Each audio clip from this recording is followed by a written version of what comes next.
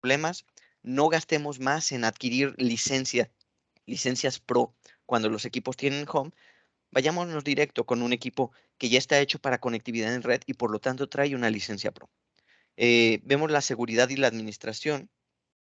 Los equipos para casa no están hechos para tener seguridad de administración. Usualmente te dan unos meses o un año con antivirus, pero es una seguridad básica. No estamos hablando de una seguridad física del equipo, no estamos hablando de características como la encriptación, no estamos hablando de características como protección en navegación o la misma protección del BIOS.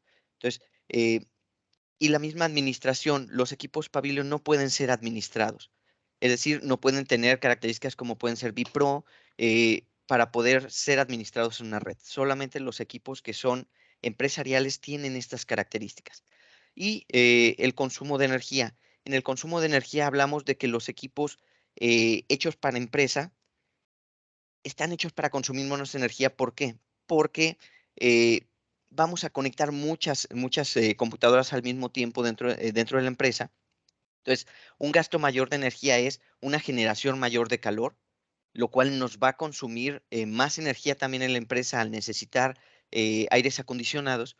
Y mayor energía también significa en volumen un mayor costo en cuanto al pago de los consumos eléctricos, lo cual no pasa mucho en la casa. En la casa tenemos una sola computadora, no nos causa mucho problema el que consuma un poco más, un poco menos, por lo tanto, no tienen características como pudieran ser fuentes de poder 80 Plus, que utilizan de una mejor manera la electricidad sin generar calor. De estos temas también vamos a hablar un poquito más a hondo más adelante, por eso no los toco tanto, pero sí es necesario saber por qué un equipo de empresarial cuesta un poco más, pero es mucho mejor que un equipo para casa. Y no nos vayamos con la finta de podemos conseguir un equipo más barato, podemos conseguir un equipo más rápido en una tienda de retail. Mejor vayámonos a lo seguro y consigamos equipos empresariales para nuestros empleados. Muy bien. Otro tema importante que debemos de considerar es el chipset. Dentro del chipset vamos a encontrar una vasta gama, sobre todo si hablamos de la marca Intel. Bueno, primero, si no sabemos qué es un chipset, pues un chipset siempre va a ser como el centro de comunicaciones, es como el control del tráfico de toda la placa. Entonces, también vamos a considerar que de acuerdo al chipset van a ser las características de la tarjeta madre o de la placa madre, es decir, qué tipo de procesadores vamos a poder poner, qué tipo de memoria RAM y cuánta memoria RAM vamos a poder poner, de qué velocidades, cuántos y de qué capacidades van a ser las unidades de almacenamiento que podemos integrar, eh, qué tipo de tarjetas gráficas podemos integrar dentro del equipo. Entonces, todo esto nos lo va a dictar justamente el chipset. Entonces, aquí podemos decir que de acuerdo al chipset es la calidad de la tarjeta madre que integra el equipo. Entonces, estamos hablando de que Intel sí tiene muy bien definidos una serie de chipsets que nosotros vamos a poder verificar. Dentro de los chipsets que están dirigidos para los equipos de cómputo, encontramos desde la serie H. La serie H, si encuentran un equipo con un chipset serie H, significa que esa tarjeta madre está dirigido a un equipo de gama baja, es decir, un equipo de entrada, un equipo básico, un equipo para microempresas. A partir de la serie B ya tenemos equipos de gama media, es decir, ya son equipos de entrada para empresas o para corporativos. Y los chipset Q, que son la alta gama, que son los chipsets con mejores características que están hechos justamente para grandes empresas o para equipos que requieren un alto uso empresarial. Y si hablamos de AMD, tenemos que checar que sea una línea Pro, es decir, que sea la serie Pro 500, ya que es la que tiene todas las características de seguridad y de administración que puede llegar a tener un procesador Ryzen Pro. Entonces, eh, aquí es importante señalar que si elegimos mal un chipset, entonces estamos eligiendo también un equipo que posiblemente tenga características muy bajas en cuanto a crecimiento de memoria, en cuanto a los tipos de procesadores que tienen, si podemos llegar a activar o no el vPro dentro de los equipos, si pudiéramos llegar a tener o no características de última tecnología en cuanto a la velocidad de transmisión de datos de una RAM o en cuanto a la utilización de una unidad de almacenamiento. Entonces, es importante checar qué tipo de equipo vamos a requerir, cuál es el perfil del usuario y cuál es realmente el equipo que está dirigido. No solamente porque la empresa nos diga que es un equipo dirigido hacia gama intermedia y tiene un chipset de serie H, va a ser para área intermedia. Entonces, aquí podemos basarnos seriamente en cuanto a los chipsets. Ok, después del chipset podríamos hablar del procesador ya que van muy de la mano, sobre todo en los equipos portátiles, ya que los portátiles, por las características que tienen actualmente, por el bajo consumo de energía, por el poco espacio que llegan a tener los equipos, el chipset ya viene integrado dentro de los procesadores. Entonces, al elegir un procesador, ya no podemos elegir un chipset, pero sí en los equipos de escritorio. Eh, Ahora bien, dentro de los procesadores, ¿cuáles son los puntos a considerar? Hay muchas empresas o muchos ingenieros de sistemas que no se han actualizado mucho en cómo funcionan los procesadores. Entonces, se quedaron con la vieja escuela de que un procesador con una gran frecuencia de reloj es un procesador mucho más rápido. Y también vemos que muchos piensan que la frecuencia base es lo que nos define qué tan poderoso es este procesador. Actualmente no es así. Actualmente lo que buscamos dentro de un procesador es que sí te ofrezca un gran performance, pero también pueda ofrecerte el poder de cómputo de acuerdo a las características de tu rol o de acuerdo a los procesos que estés utilizando al día. Entonces, los procesadores también están buscando consumir menos energía, sobre todo en los equipos portátiles. Es por eso que vemos que hay procesadores ahora con unas frecuencias bases muy bajas, pero con una frecuencia máxima muy alta. Es decir, la frecuencia máxima ya no es como antes. Antes veíamos una frecuencia máxima como un overclocking, es decir, ¿qué tanto puedo llegar a exigirle antes de que el procesador se queme? Actualmente no es así. Actualmente la frecuencia base es cuál es lo mínimo que te puede ofrecer el procesador para que no gastes energía cuando tus procesos no lo requieren. Y la frecuencia máxima es a qué tanto puedo llegar en picos de uso para que tu performance no se vea disminuido. Entonces, lo que tenemos que ver es si tenemos un procesador con un rango desde la frecuencia base hasta la frecuencia máxima muy alta, en realidad es un procesador que sí nos va a servir para todo. Es decir, nos va a servir para los procesos básicos sin necesidad de generar mucho calor y consumir mucha energía, pero nos va a proteger en el momento en que requiramos meterle todo el punch a nuestro trabajo, al poder sacarle la frecuencia máxima en picos de trabajo. Es decir, no está recomendado que trabajen siempre en picos. Un procesador mm, en un uso normal debería de estarse utilizando en máximo 80% de una manera estándar y poder llegar a picos del 100%, pero solamente picos. Ok, todos los equipos tienen una línea para casa y una línea profesional. Sobre todo lo vemos muy marcado en la marca de AMD. En la marca de AMD vamos a ver Ryzen y Ryzen Pro. Y las diferencias principales son justamente Ryzen es dirigido hacia un mercado para casa, Ryzen Pro es dirigido para un mercado empresarial en donde ya tenemos características de seguridad y características de administración embebidas en el procesador. Dentro de Intel, todos los Intel están dirigidos hacia todos los mercados, pero como les decía, dependemos mucho del chipset como para saber definir si el procesador va a poder o no utilizar las características de vPro. Es decir, vamos a tener un mejor performance, vamos a tener mayores características de seguridad y vamos a tener las características de administración que son vPro. Un punto a recalcar dentro de los procesadores es la memoria caché. Muchos pensamos que mucha caché al señalarse en los procesadores es mejor. Y sí, ciertamente la caché nos ayuda mucho ya que es la memoria más cercana al procesador que permite que los procesos se hagan de una forma más rápida. Es decir, los procesos que utilizamos al día a día, que el procesador utiliza de una forma más constante, son los que acerca de la memoria RAM a la memoria caché para poderlos hacer mucho más rápido y que el equipo arranque de una forma más rápida. Pero tenemos varios tipos de memoria caché.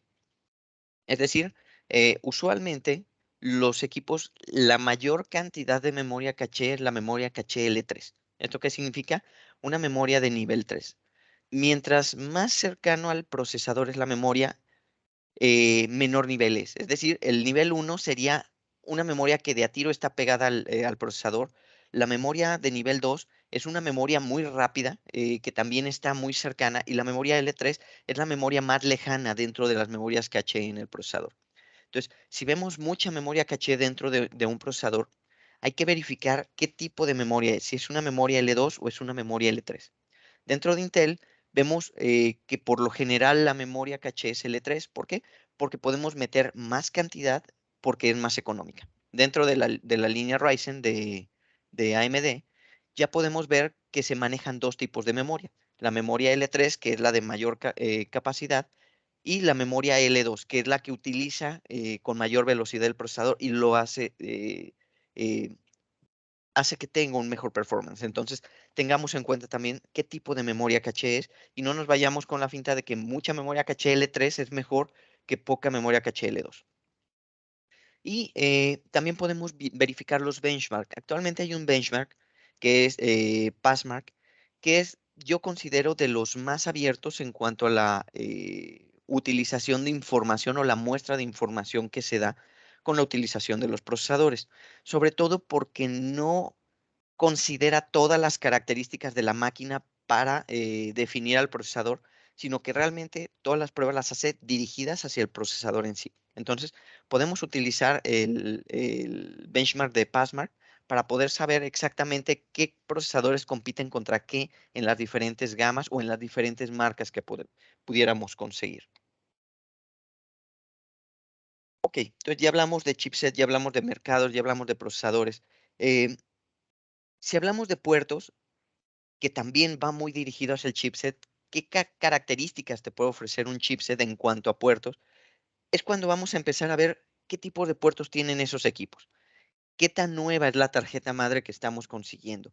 ¿Qué características en cuanto a uso tiene esa tarjeta madre? Si es un equipo para uso avanzado, si es un equipo básico. En los equipos básicos vamos a ver usualmente pocos puertos y casi siempre van a ser puertos más económicos, puertos USB 3.0. En tarjetas ya con un mayor performance, tarjetas más nuevas, vamos a poder empezar a ver puertos USB 3.1 y próximamente puertos USB 3.2.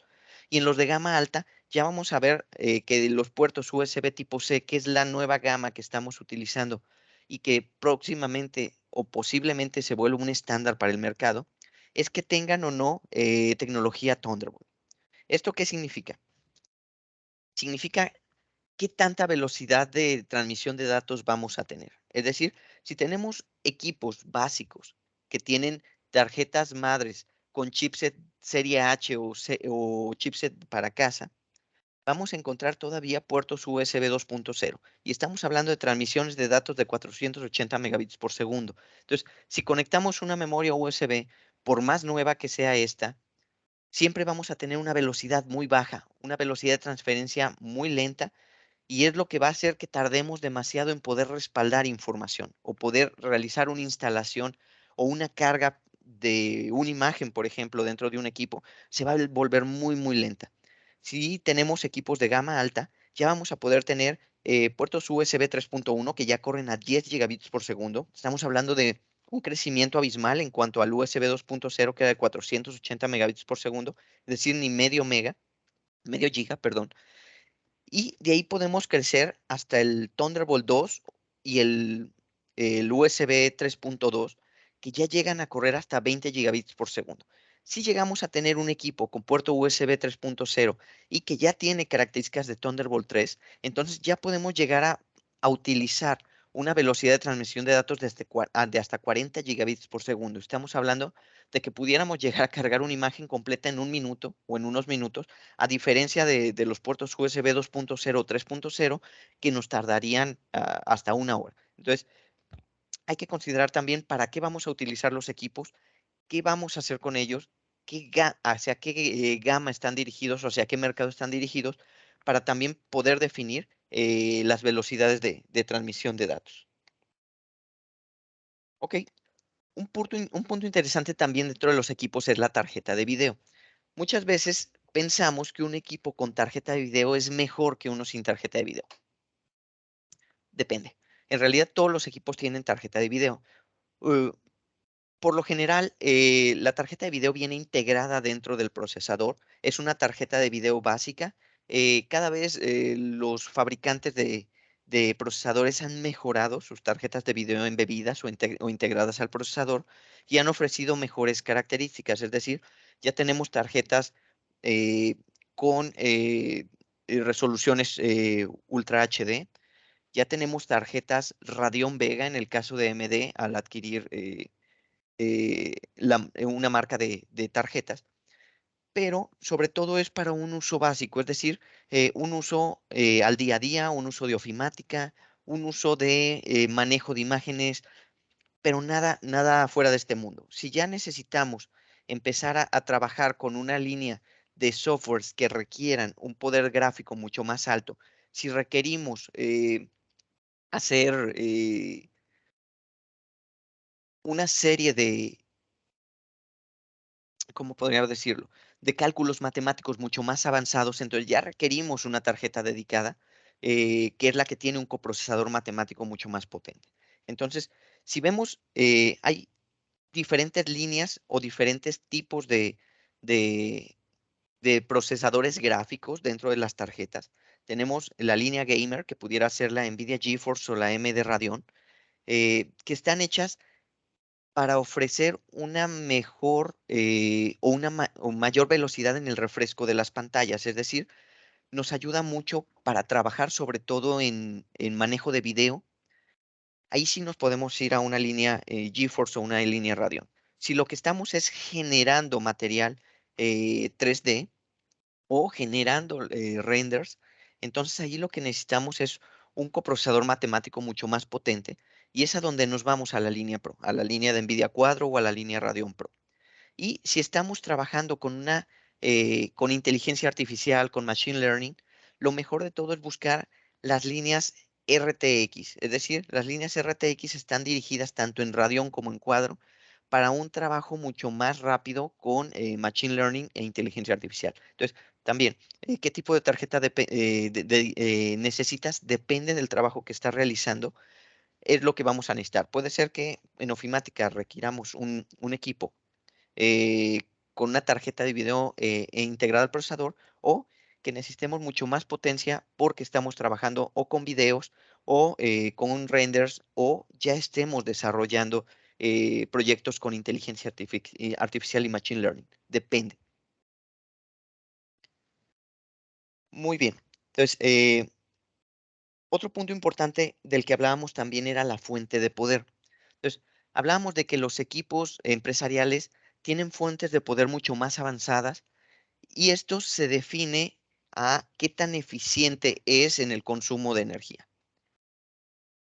En este caso, cuando hablamos de fuentes de poder, más no es mejor. Es decir, si tenemos una fuente de poder muy grande dentro de un equipo, significa que está hecha para que el equipo pueda llegar a crecer mucho, para que llegue a obtener todo lo que o consumir todo lo que la fuente de poder esté ofreciendo.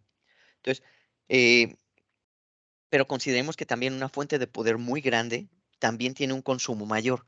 Y aunado a eso, si una fuente de poder no tiene o no cuenta con una certificación 80 Plus, estamos hablando de que esa fuente de poder va a desgastar la mayor parte de la energía en calor y por lo tanto va a tener un consumo de energía bestial. Eh, Démosle prioridad a equipos que tienen fuentes de poder con certificación 80 Plus, porque estamos hablando de que por lo menos el 80% de la energía que se consume realmente va a ser consumida por el equipo y no generando calor. Por lo tanto, vamos a requerir fuentes de poder mucho más pequeñas para poder brindar todo el poder eléctrico o toda la energía eléctrica que requiere consumir los componentes que están integrados dentro del equipo. Ok, otro punto también a tratar es el gabinete. Y el gabinete es un tema bastante amplio. No estamos hablando nada más del factor de forma, que es importante también considerarlo. Es decir, es importante que veamos hacia qué mercado también está dirigido el equipo. Depende de cuántos tipos de gabinete te ofrecen. Es decir, mientras más gabinetes te ofrecen es porque es un equipo dirigido hacia un mercado corporativo. Es decir, el mercado corporativo no siempre se basa en el equipo más pequeño, sino realmente en qué voy a hacer con ese equipo. Gabinetes torre, estamos dirigiéndolos hacia equipos que realmente necesitan crecer mucho. Necesitas adquirir más memoria, más almacenamiento, mejores procesadores porque requiere un sistema de ventilación mucho más grande. Es por eso que requerimos un equipo mini torre. Si no nos vamos a ese caso, entonces nos podemos ir a los small form factor o a los desktop mini, que son equipos mucho más pequeños, y en el caso de los desktop mini, que incluso podemos ponerlos en la parte de atrás del monitor para volverlo similar a una all-in-one. Entonces, depende mucho también del espacio que tengamos hacia qué factor de forma estamos dirigidos. Pero no nos enfoquemos totalmente en el factor de forma. También dentro del gabinete o de la carcasa de las portátiles, tenemos que valorar de qué material están hechos. Es decir, podemos hablar de plásticos, podemos hablar de aluminio, lo cual nos va a brindar, sí, más durabilidad o menos durabilidad, o más resistencia o menos resistencia dentro del equipo. Pero también dentro de los materiales de los que están hechos los equipos, también debemos de empezar a tratar el tema de sustentabilidad. Es decir, eh, démosle prioridad a las empresas que empiezan a trabajar de una manera más sustentable, es decir, que se empiezan a preocupar más por mejorar el medio ambiente, por dejar de contaminar el medio ambiente. Hay muchas empresas dentro del mercado. eh, Actualmente la número uno dentro de las empresas de tecnología en sustentabilidad es HP, y estamos hablando de que este tipo de empresas se preocupan por generar bajas emisiones de carbono. Es decir, un ejemplo es HP, que es el socio número uno de Energy Star, con, eh, y con esto ayuda a bajar las emisiones de carbono. Es decir, estamos generando menos calor que produzca esta emisión de carbono. También disminuimos la huella de carbono. Estamos hablando de que eh, un ejemplo, HP, que es el número uno actualmente dentro de sustentabilidad, al 2019 bajó un 4% su huella de carbono. Y estamos hablando también de la emisión de gases de efecto invernadero, que también tiene mucho que ver con la huella de carbono. Entonces, HP espera ser un negocio en el que la neutralidad del carbono dentro de sus consumibles se dé para el 2030. Están trabajando muy duro para que en el 2030 sean totalmente neutros en cuanto al carbono, y llegando al 2040 sea una empresa con cero emisiones de gases de efecto invernadero en toda la cadena de valor de HP. Eh, Hablamos del reciclado de materiales. Es importante señalar que las empresas cada vez más eh, utilizan materiales reciclados, utilizan materiales que se recuperan, ya sea del mar o de otros lugares. Eh, un ejemplo es que más de 50 productos lanzados, en este caso de HP, cuentan con plásticos de origen oceánico. Entonces, y estamos hablando de materiales reciclados, pero que a la vez se busca que tengan alta calidad, porque estamos hablando de que estos materiales se utilizan en equipos Elite, en equipos Pro, en equipos Z, en las Chromebook de HP, que son equipos justamente de alta gama, que se busca que tengan una gran resistencia. Eh, También la eliminación de los plásticos dentro de los empaques es importante. Es decir, antes llegaban los empaques llenos con bolsas, con un montón de materiales contra impacto, pero actualmente se busca que estos materiales sean totalmente reciclados y reciclables. Eh, Tenemos la huella de consumo de agua. Esto es importante porque se habla de que las próximas guerras no van a ser por petróleo, no van a ser por oro, sino van a ser por agua dentro de los diferentes países en el mundo. Entonces, busquemos a las empresas que también están poniendo su granito de arena, que buscan tener un menor consumo de agua, que reduzcan los metros cúbicos que utilizan durante todos sus procesos para la generación de los equipos, Entonces, estamos hablando de que HP hasta el 2019 había bajado un 11% el consumo de agua total de sus procesos.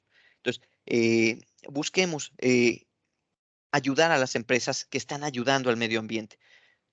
Empresas como refresqueras, que utilizan demasiada agua para poder producir sus productos, deberíamos de empezar a bajar el consumo de las mismas para que no se desgaste el agua en ese tipo de fabricaciones. Y también apoyar a la reforestación, es decir, empresas que apoyen a la reforestación. Estamos hablando, por ejemplo, de HP, que apoyado por la Asociación Civil Arbor Day Foundation, ha llegado a 1 millón de árboles plantados hasta el 2020. Entonces, no, damos como ejemplo a HP porque queremos que sea el punto de lance, queremos que todas las demás empresas lo sigan, pero démosle prioridad a las empresas sustentables. Y la sustentabilidad no significa que van a ser características de baja calidad, es decir, el tener equipos con materiales reciclados no significa que van a ser equipos con un uso muy bajo, con un ciclo de vida bajo. Estamos hablando de que HP cuenta con 19 pruebas militares en sus equipos, justamente donde tiene características medioambientales. Es decir, cumplimos con 19 pruebas militares del estándar 1810H actualmente, que estamos hablando de altas temperaturas, bajas temperaturas, vibraciones, resistencia a caídas, resistencia a humedad. eh, Todo esto hace que los equipos HP realmente sean sustentables, pero muy duraderos, además del HP Total Test, que realiza pruebas de más de 120,000 horas para ver que los equipos realmente duren en un uso cotidiano. Y eso es gracias a todos los materiales que tenemos y que en los equipos de gama alta ya tenemos, y los equipos Pro ya tenemos aleación de magnesio dentro de sus carcasas. Es decir, van a soportar mucho mejor los golpes. El aluminio es reciclado actualmente, entonces volvemos a lo mismo. Tenemos sustentabilidad, pero también tenemos una gran resistencia y un ciclo de vida mucho más alto en los equipos. Otro punto importante también a tratar es la pantalla. Es decir, muchas veces pensamos que un equipo económico va a tener la misma pantalla que un equipo de gama alta. Esto no es verdad. Usualmente las pantallas más económicas son las SBA, son equipos que usualmente los vas a reconocer porque al tratar de verlos desde cierto punto empiezas a ver que todas las tonalidades cambian.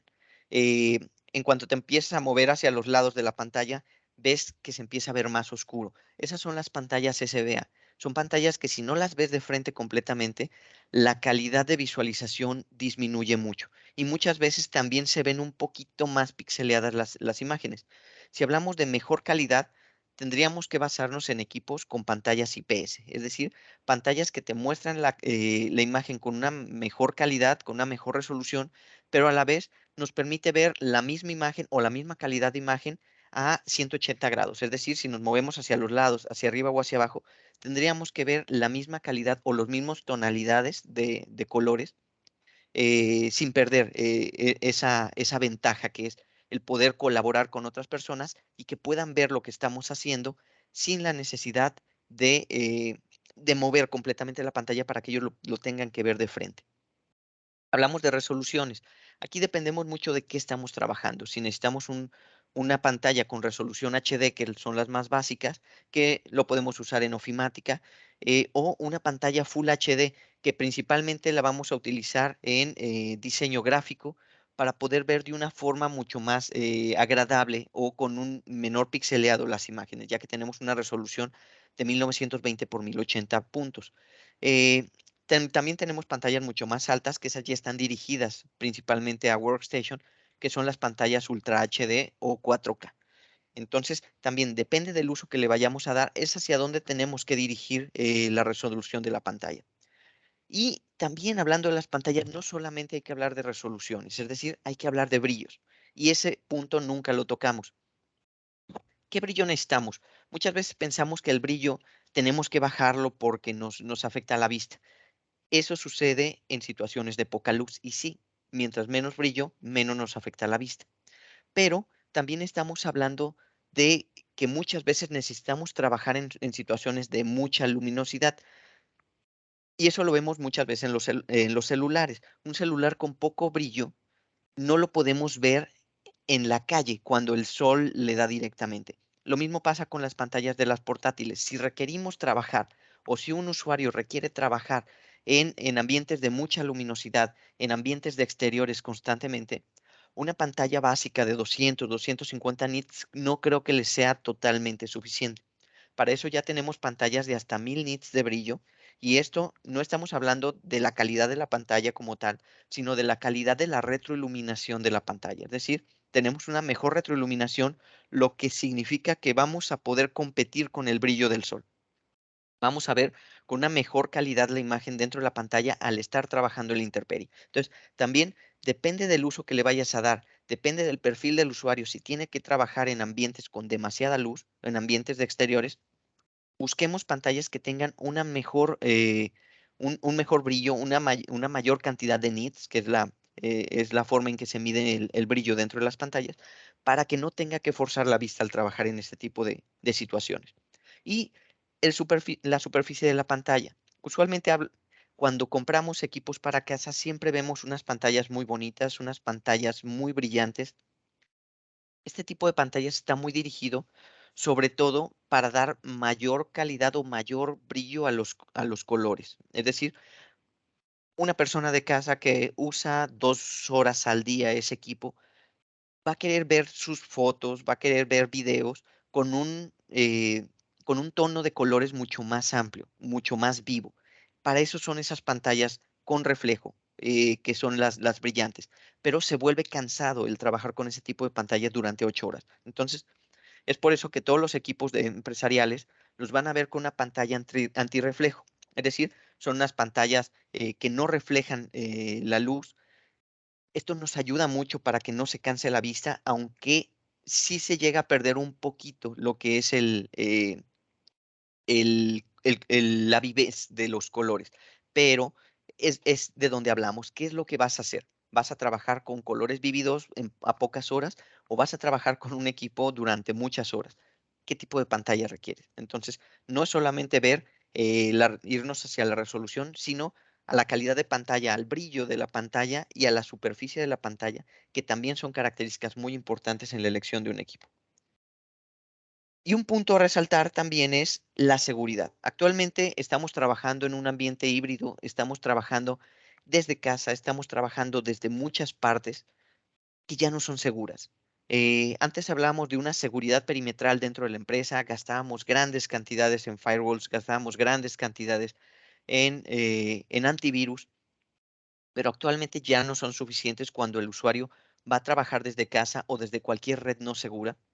Entonces, necesitamos una gran cantidad de seguridad. Hemos visto mucho ransomware actualmente, mucho secuestro de máquinas, que actualmente no podemos recuperar información, o hay empresas que no han podido recuperar información como Movistar, que se vio secuestrado alguno de sus servidores y no han podido todavía descifrar la clave para poder recuperar esa información. Entonces, para eso necesitamos una protección del BIOS, es decir, que no llegue a atacarnos un ransomware a la parte más vulnerable del equipo, que es el BIOS. Es antes de que entre el sistema operativo. Recordemos que todos los antivirus y los firewall trabajan a nivel sistema operativo, pero si nos atacan por debajo del sistema operativo estamos perdidos. Entonces necesitamos una protección de BIOS. Hay que buscar que los equipos tengan protección de BIOS. Una navegación segura. Los usuarios, cuando trabajan desde redes no seguras, van a poder acceder a páginas que puedan descargar malwares, y a la vez, al estar trabajando con una VPN, van a poder transmitir esos malwares hasta la red. Entonces, estamos hablando de que la seguridad de los datos de la empresa se pone en riesgo por una navegación insegura. Ahí tenemos que buscar mecanismos de seguridad, mecanismos de sandbox que puedan ayudarnos, y ya sea por medio de software de terceros o qué mejor que lo traiga ya integrado el equipo para poder asegurar que no importa el tipo de navegación de los usuarios, vamos a poder proteger ese equipo. La protección contra ataques de día cero. Usualmente los antivirus de todas las marcas no te protegen contra ataques de día ceros. ¿Y eso qué significa? Un ataque nuevo, un software nuevo, un software malicioso o un malware que no se conoce hasta ahora y que no está dentro de las listas negras de las casas de software antivirus, se da a conocer hasta el momento en que hace daño. Es decir, si llega a nuestra empresa un malware nuevo que se lanzó por un hacker, vamos a perder toda la información, vamos a vernos muy afectados y hasta ese momento que se reporta a las casas de antivirus van a poder hacer algo para protegernos, pero el daño ya está hecho. Entonces, necesitamos protección contra ataques de día cero. Necesitamos buscar no solamente los antivirus clásicos, sino buscar antivirus de nueva generación que utilicen inteligencia artificial para poder proteger nuestros equipos de este tipo de ataques. Y sobre todo, la persistencia de estas herramientas de seguridad. Recordemos que todos los equipos tienen ciertas características de seguridad, desde las más básicas hasta las más avanzadas, pero todos los ataques buscan bajar esas características de seguridad. Entonces, sí podemos tener también persistencia en las herramientas de seguridad. Con eso afianzamos que nuestro equipo no va a ser atacado, no va a ser vulnerado por algún ransomware. Aquí podemos ver que dentro también de la gama de seguridad, HP es un pionero y HP ha ofrecido características de seguridad muy, muy amplias y avanzadas desde hace varios años. Actualmente cuenta con las mejores características de seguridad.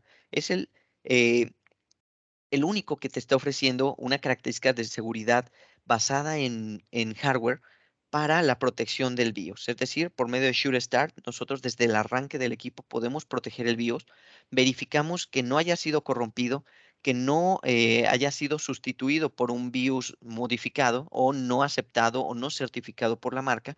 Y si llegara a ser así, simplemente desde un chip físico de seguridad no volátil dentro de la tarjeta, obtiene una copia segura del BIOS, la reinstala dentro del equipo y el equipo inicia como si nada. Entonces, con eso estamos evitando los ataques de ransomware, con eso estamos evitando que nuestra empresa pierda toda la información por un secuestro de nuestras máquinas. Eh, tenemos la característica de Sure Recover. Sure Recover nos permite recuperar una imagen completa si es que el equipo se vio dañado en su sistema operativo. Es decir, pudimos haber descargado de una forma incorrecta una actualización, se pudo haber dañado por la instalación de algún programa. ¿Cómo podemos recuperar una imagen completa? Por medio de Sure Recover.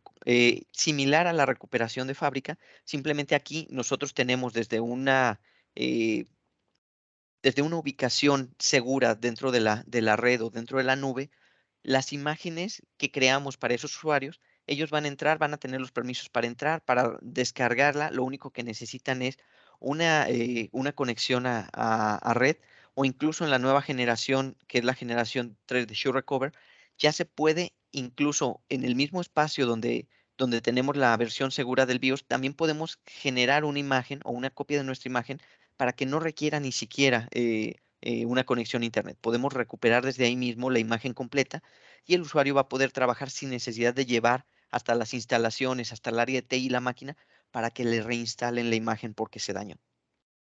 Hablábamos de la navegación. SureClick es algo similar a un sandbox, es decir, estamos trabajando con micromáquinas virtuales en cada una de las pestañas de los navegadores. Entonces, todo ataque que tengamos desde una pestaña se va a ver mitigado simplemente con cerrar la misma, porque todo ataque está en un ambiente virtual y nunca llega a verse afectada nuestra máquina directamente.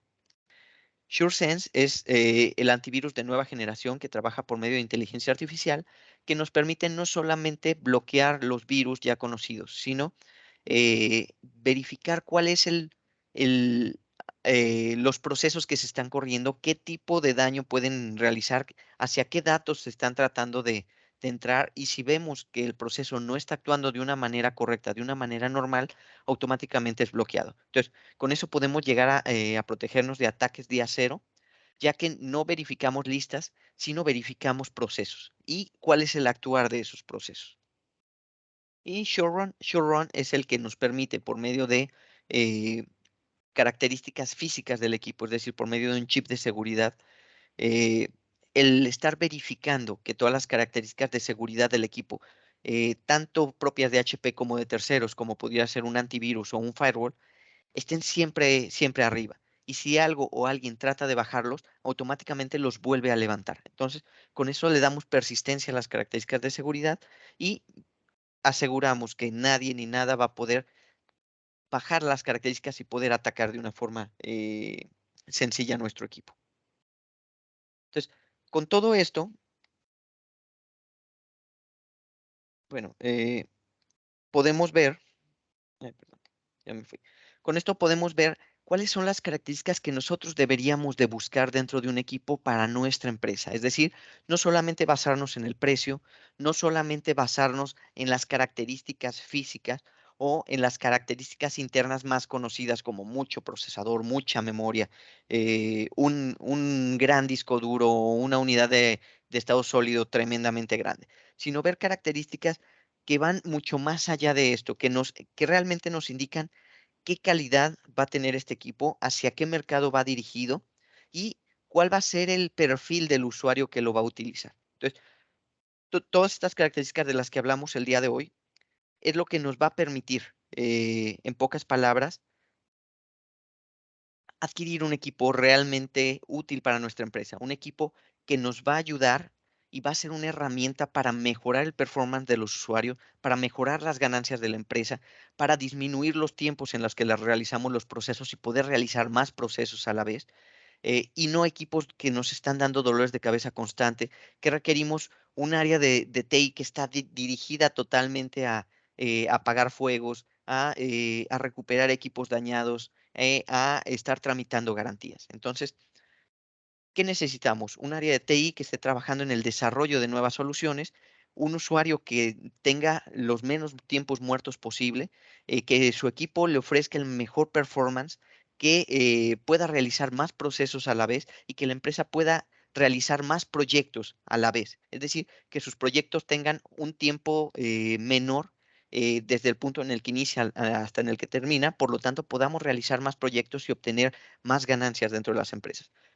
Y el equipo de cómputo es una herramienta que permite realizar eso. Entonces, consideremos, primero, actualizar nuestra base instalada, dejar de tener equipos con más de 4 años de antigüedad y segundo, adquirirlos de una forma correcta. Con esto terminamos la presentación. No sé si tienen alguna duda. Si gustan, vamos verificando si hay alguna duda en el chat. Creo que no. No sé si alguien quiera ahondar en alguno de los temas o si gustan también pueden buscarnos y los podemos asesorar con mucho gusto para ver qué tipo de equipos son los mejores de acuerdo a los perfiles que ustedes están requiriendo. Muchas gracias, Pablo. Estoy segura que la información que nos acabas de presentar va a ser de mucho valor para nuestros asistentes. Como ya lo comentas, vamos a dar espacio a unos minutitos a la sesión de preguntas. Por si alguien tuviera alguna duda, este es el momento para agregarlo sobre el chat o levantando su mano para activar su micrófono. Igual aprovecho este espacio para recordarles que estaré enviándoles la presentación y la grabación de esta sesión por si quisieran retomar algo más adelante, lo tengan al alcance de su mano. Y por supuesto también nuestros datos por si más adelante llegaran a tener alguna duda o necesitan alguna consulta. Igual damos un minutito, Pablo, ¿va? Ujú, sí, creo que vamos bien en tiempo.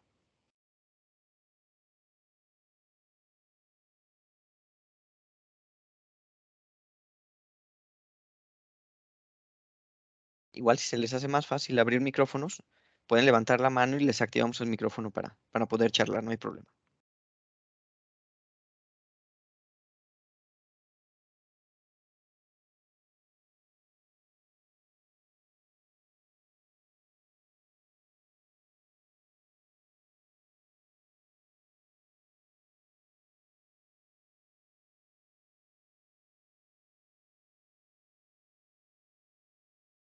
Muy bien, pues parece que no hubo dudas. Digo, gracias a los que nos están escribiendo, que les pareció relevante la información. Es lo que buscamos. Buscamos que a lo mejor no sean temas muy dirigidos, pero que sí sean temas muy generales, que aprendan a localizar características principales que ustedes puedan tomar para justificar la adquisición de equipos, para poder ver cómo se desarrolla mejor los procesos de una forma más rápida. Y qué mejor que utilizar herramientas que realmente les sirvan y no herramientas que al final de cuentas se vuelvan solamente un montón de chatarra almacenados en un espacio que pudiéramos utilizar para otras cosas. Pues bueno, con esto damos por terminada la charla. Cualquier duda que tengan pueden contactarnos sin ningún problema. Si requieren asesoría para la adquisición de equipos, con mucho gusto les podemos ayudar. Eh, eh, y bueno, cualquier cosa estamos a sus órdenes. Muchas gracias, Pablo, por la sesión. Agradeciendo su asistencia a todos, finalizamos este webinar de cuál es la mejor manera de elegir un equipo de cómputo. Como ya lo comenta mi compañero Pablo, cualquier consulta, cualquier duda, no duden en escribirnos.